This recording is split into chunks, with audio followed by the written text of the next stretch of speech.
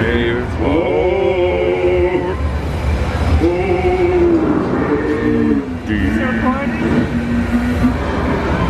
4. Engine room, head 3/4. Stand by. Steady as she goes. Captain?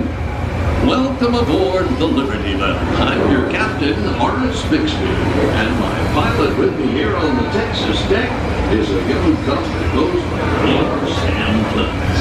He's marking his 100th voyage down the river today with nary a calamity on his voyage so far. But Sam knows this river like his own backyard.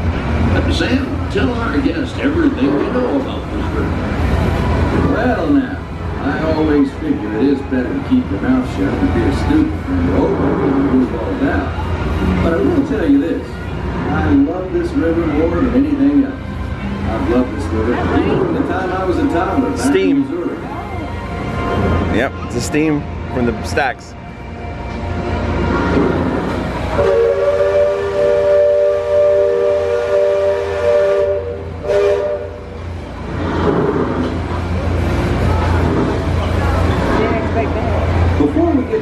If you go up there, you get even more on you. You best not be sitting on those handrails. They're the only thing between you and the river. And the river don't always take kindly to uninvited guests.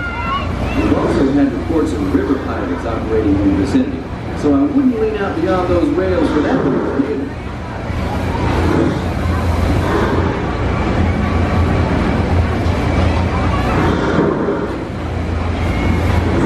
Now, for those of you on the port side, that river town we're passing is Frontier Lake. A few years back, it was no more than a boom town carved out of the wilderness by a handful of settlers looking to start a new life. Utility and decorum are running rampant. Oh, it still has its share of footloose trappers, field loaders, prospectors, and Indian or two, but mostly it's flush time, well on its way to becoming a fine big city. Frontierland reminds me some of my own hometown, Hannibal. It takes me back to when I was a barefoot boy growing up alongside the riverbanks. You know, it seems to me that when I was young, I could remember everything, whether it happened or not. But as I grow older, I seem to remember only the things that never happened at all.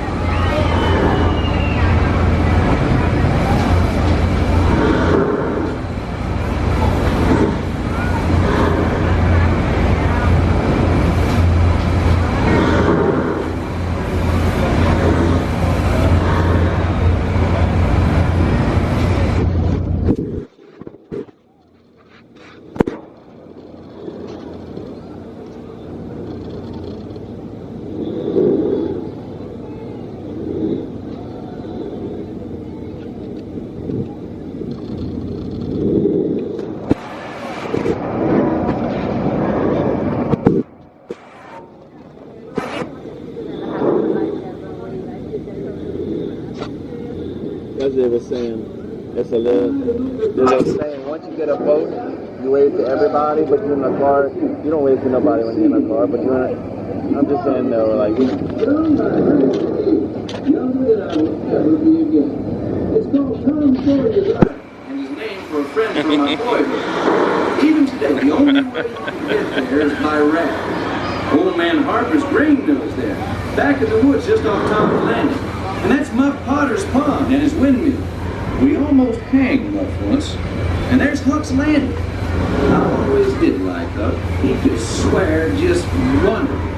He and Tom and I spent most of our wild and reckless youth exploring around. Lots of caving, lots of adventure, if you know where to look. And we all knew where to look.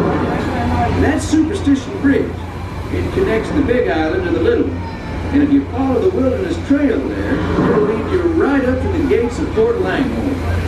It's the last trading outpost before we head into Indian country.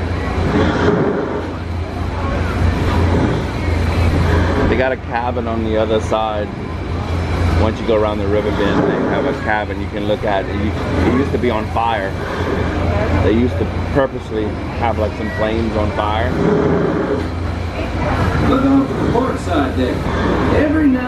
the water under that crest of rock comes to a natural boil and spurts out all over the place like a tea kettle left on the fire too long. The Indians around here used to tell me these guys were actually unfriendly spirits, upset by uninvited trespassers traipsing all over their sacred hunting ground. Be that as it may, that's Big Thunder Mountain poking up in the sky over there. The Indians named it that because of the sound the falls used to make when the big rains came. Then the miners and prospectors and get-rich-quick speculators showed up, and the name stuck because of the sound of blasting powder going off every few minutes. There's not so much blasting these days, there's ghost stories. Runaway mine train loaded down with simple-hearted, terror-filled folks like you.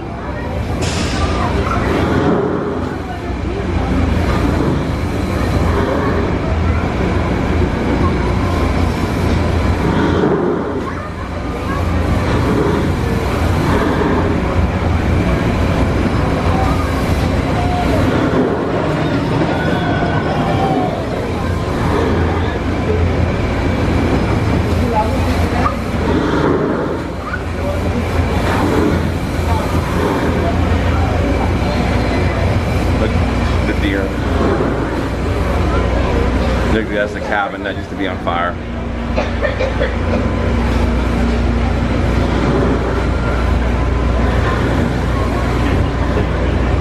Hey, you can still see some smoke. They got some little smoke.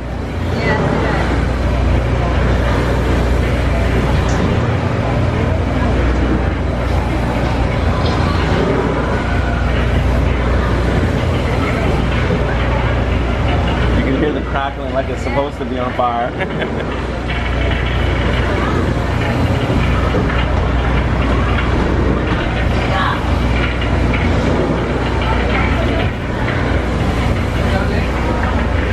They got some stuff on this side too to see.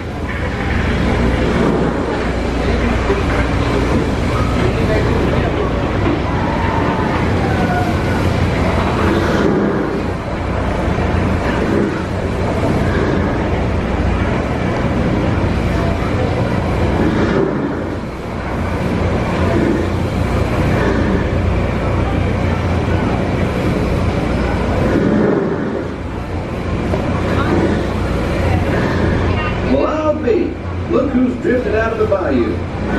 Report, Captain. It's Beacon Joe. Old Beacon's been marking this river for longer than I can remember.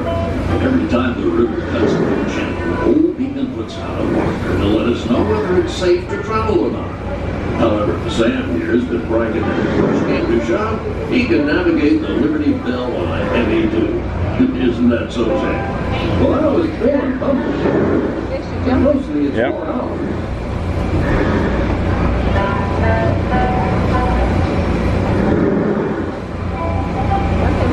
Captain, Indian Village support. Number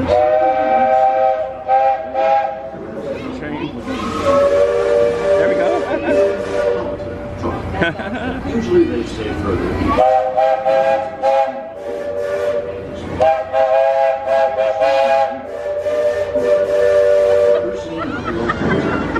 Lots of game out here, brother. I've seen moose, deer, and That's perfect. along the shoreline. Pretty wide At this point, just following the food trails. Are they waving at us? Yeah. No, it's hilarious. Oh. Sorry. That's. Yeah, that's all right. That's okay.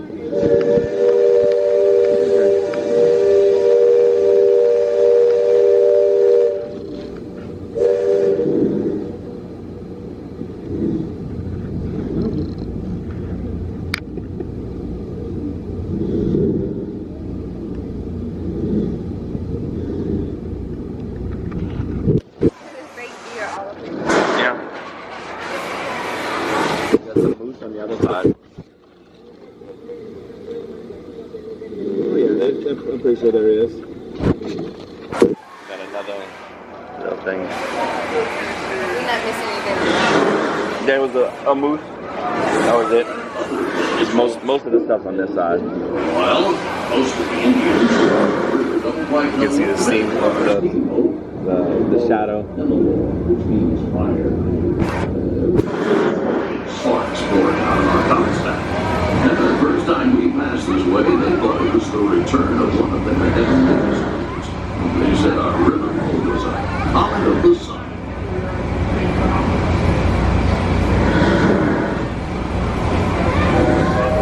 Just beyond the village, up that hill, is their sacred burial ground. Those who fall in back after night. They have to keep it up. They try to make it out of materials that don't fade, and a lot of times it's not kept up, and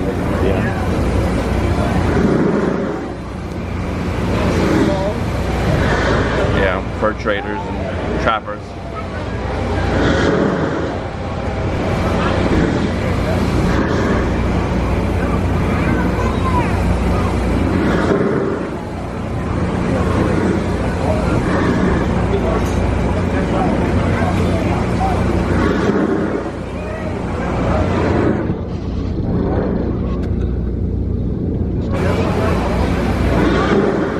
Attention deck watch. Shoals to port and starboard. Engine room, steady on. We're entering shallow water. There's no cause for worry. Sam knows every shoal and shallow, every snag and sandbar in this part of the world. And he'll navigate us through to safe water. You wouldn't steer us wrong, would you, Sam? I believe we won't never do wrong, Captain. Especially when others are looking. Leadsman, sing out.